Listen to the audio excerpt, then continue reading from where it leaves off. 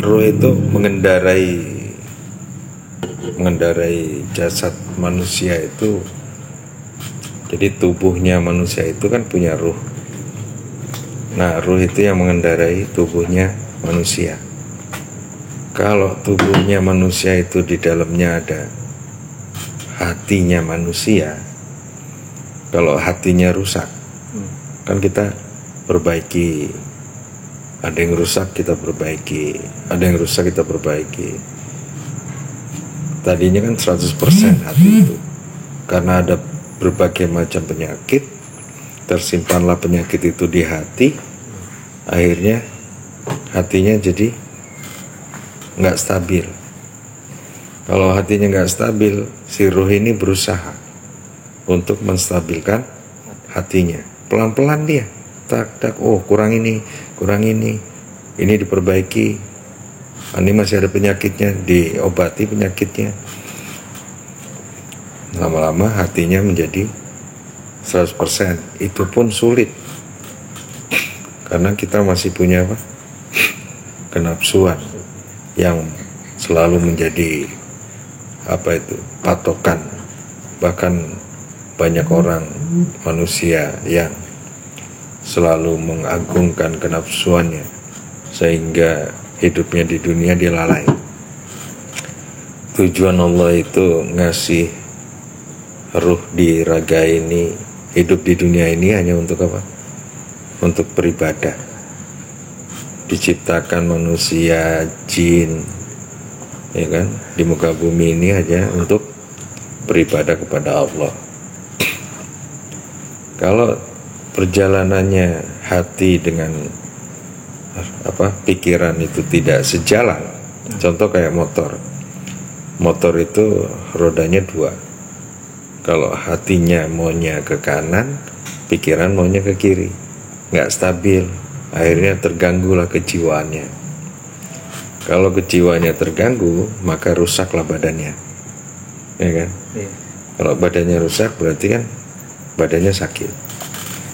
Artinya dikasih tahu nih, sang ruh dikasih tahu dengan alat-alat kendaraannya itu, bahwa perbaikilah nih yang harusnya jalannya ini berdua, ini antara hati sama pikiran harus sama. Akhirnya kalau sudah sama itu dia bisa sejalan antara hati, pikiran.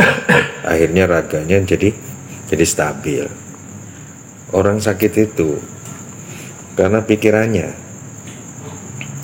Coba aja kalau kita banyak pikiran, masalah begitu banyak, cuman dipikirin doang, diselesain enggak? Coba dikumpulin doang masalahnya, tapi diselesain tidak diselesaikan.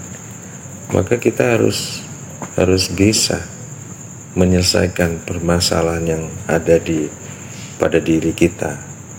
Orang lain hanya cuma bisa ngasih solusi-solusi doang, tapi ketentuan itu hanya dirinya sendiri yang sanggup memutuskan apa yang harus diputuskan. Itu hal contoh aja tadi, kendaraan motor pasti kurang, ada yang kurang. Kita maunya lebih stabil. Oh, bannya ini kurang stabil, ganti ban. Peleknya yang kurang stabil, diperbaiki peleknya. Nggak bisa diperbaiki, beli yang baru. Nah, itu keinginan kita tuh, kepingin kendaraan itu harus sempurna seperti baru. Jadi kalau kita bicara takdir, jadi takdirnya itu, wah ini takdirnya nggak bagus, minta takdir yang baru gitu. Oh, takdirnya harusnya lebih baik, kenapa tidak lebih baik? Oh, dia harus bisa merubah dirinya. Artinya manusia itu, suatu kaum itu akan berubah jika kaum itu mau merubahnya. Atas izin dan ridhonya Allah, berubahlah itu menjadi lebih baik. Jadi kalau kita cuman mengandalkan keinginan pada nafsu, akhirnya kita hanya menghamba kepada nafsu. Itu nggak boleh. Sedangkan Allah ciptain nafsu itu adalah sebagai ujian bagi kita. Masih mau beribadah tidak dengan kenafsuannya, dengan pahalanya yang melimpah ruah, saking banyaknya tergiur dengan pahalanya, ataukah dengan segala perbuatan yang negatif dan menghasilkan dosa sebagai rambu-rambu agar kita tidak melakukan perbuatan dosa itu. Orang hidup dunia itu ya isinya masalah doang, ya kan? Jadi kalau kita hidup di dunia, baru nongol aja di dunia udah dapat masalah, dan kita itu harus berusaha untuk menyelesaikannya masalah itu. Bangun tidur melek aja kan masalah. Gimana cara melek nih? Masalah itu. Karena kita mengikhlaskan kepada Allah, akhirnya Allah langsung ijabah. Tanpa permohonan pun langsung dikasih. Langsung bisa melek. Bisa ngelihat gak nih? Tanpa diminta, dimohon bermohon kepada Allah, langsung diijabah, dikasih. Hidungnya bisa napas untuk paru-parunya, nggak diperintah tapi langsung dapat itu manfaat dari segalanya itu. Semua itu tujuannya yang untuk beribadah. Kelopak mata itu beribadah dengan bersyukurnya, dia melihat keagungan Allah, dia melihat kebesarannya Allah, dia melihat segala ciptaan-ciptaannya Allah. Berarti itu ternyata Tuhan itu ada, gitu kan. Hidungnya selalu berzikir, hu ha itu zikir juga buat paru-paru. Orang-orang ma'rifatullah itu zikirnya udah hu ha, bahkan sudah tidak merasa dirinya ada. Jadi manusia itu hidup di dunia langsung dapat masalah. Masalah bisa pengen ngelihat, bisa pengen dengar, bisa pengen bicara, ya kan gitu. Anak mau lahir kan, dia sebenarnya sudah punya masalah, tapi dia tidak sadar.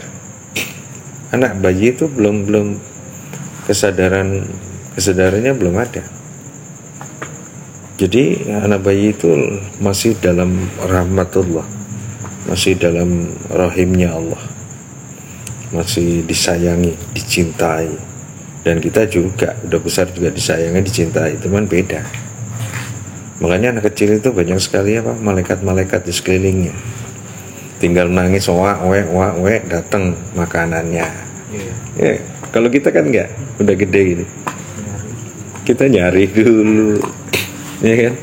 Berangkat pagi-pagi, pulang petang, penghasilan pas-pasan. Ya. Jadi semuanya bermasalah. Tetapi masalah itu sebenarnya untuk kedewasaan kita. Untuk kedewasaan, untuk kita menaikkan derajatnya si manusia itu. Bagaimana caranya menaikkan derajat? Itu dengan pengetahuannya. Nabiullah Sulaiman alaihissalam suruh milih dulu kekayaan, harta atau ilmu ya. Maka beliau pilihnya ilmu. Kenapa? Karena ilmu orang yang berilmu itu pasti dia lebih mulia ketimbang orang yang tidak berilmu. Manusia itu seperti binatang sebenarnya, tapi binatang yang berpikir. Kalau dia berpikir, dia pasti disebutnya manusia. Manusia yang berpikir itu melewati binatang. Tapi ada manusia yang bersifat binatang, makan semaunya, sepuasnya, menikmati seenaknya. Nih, yang namanya nikmat tuh nggak ada batasnya. Mau nikmat mana lagi coba? Mintanya satu nikmatnya, mau cari lagi dua, lebih nikmat lagi cari lagi tiga, lebih nikmat lagi cari lagi, dan seterusnya. Jadi nggak ada habisnya. Seperti bahasa kita itu apa namanya, sukses. Enak ya, udah punya motor satu. Yang punya motor ngelihat lagi ya temennya, enak ya dia udah punya mobil satu. Enak ya dia udah punya showroom. Gitu. Jadi nggak ada, kesuksesan itu sebenarnya nggak ada. Tolak ukur mereka hanya sebagai pandangan untuk menjadikan dirinya sebenarnya harus lebih bersyukur. Coba aja hidup di dunia nggak punya masalah, nggak ada, paling orang gila. Kejiwaannya terganggu. Karena kenapa terganggu? Karena itu tadi, pikirannya sama hatinya tidak sinkron. Kalau udah nggak sinkron, berarti kan kejiwaannya terganggu. Kalau kejiwaannya terganggu, akhirnya yang ada hanya keyakinannya. Bahkan keyakinannya pun tidak disadari. Dia langsung makan apa saja, di mana saja, nggak peduli dia itu makanan itu bersih atau tidak, nggak peduli itu halal atau tidak, dia makan aja. Tapi dia sehat-sehat aja. Kenapa? Karena dia yakin. Tapi keyakinannya nggak sadar. Gitu. Jadi kita ini kan sadar, masih diberikan kesadaran. Maka sadarkanlah diri kita. Kita ini manusia. Kita ini khalifah yang disuruh memimpin dirinya sendiri untuk selalu beribadah pada Allah. Sang waktu diciptain sama Allah itu fungsinya hanya untuk mengingatkan kepada kita itu. Jadi sang waktu itu adalah alat pengingat manusia agar kita lebih taat lagi dalam beribadah. Jadi masalah di dunia makin kita cari makin ada. Coba aja cari masalah, pasti ada. Tetapi masalah yang kita hadapi sebenarnya adalah ujian bagi kita untuk kita menaikkan derajat. Yang namanya ujian kan, mau lulus ujian kan pasti naik tingkatan. Kalau sudah naik tingkatan sampai mentok, udah sampai puncaknya dia, apa yang dia akan lakukan? Turun lagi, masalah lagi, kan gitu. Jadi kalau nggak mau masalah ya udah mati aja. Tapi bunuh diri juga masalah. Jadi harus bagaimana kita ini? Ya menjalani semua masalah itu dengan segera menyelesaikannya. Kita nggak bisa menyelesaikannya tanpa Allah Subhanahu wa Ta'ala. Makanya hasbunallah wa ni'mal wakil. Segala masalah itu diwakilkan Allah saja yang bisa menyelesaikan masalah itu. Kita hanya sebagai alatnya saja. Kita sekarang ketemu silaturahmi gini, kan masalah ini. Tapi masalahnya diselesaikan secepatnya. Seperti itu. Jadi kalau masalah cuma didiamin aja, ya lama-lama masalah itu akan menjadi penyakit. Kalau sudah jadi penyakit, nanti kronis hatinya. Bahkan pikirannya terganggu. Lama-lama Pak, stres, gila. Kalau udah gila, nggak punya masalah dia. Jadi hanya orang gila yang nggak punya masalah gitu. Tapi masalah bagi orang yang ditemaninya. Coba aja temenan sama orang gila, pasti belajar gila juga. Nah, kalau sudah belajar gila ya sama-sama gila gitu.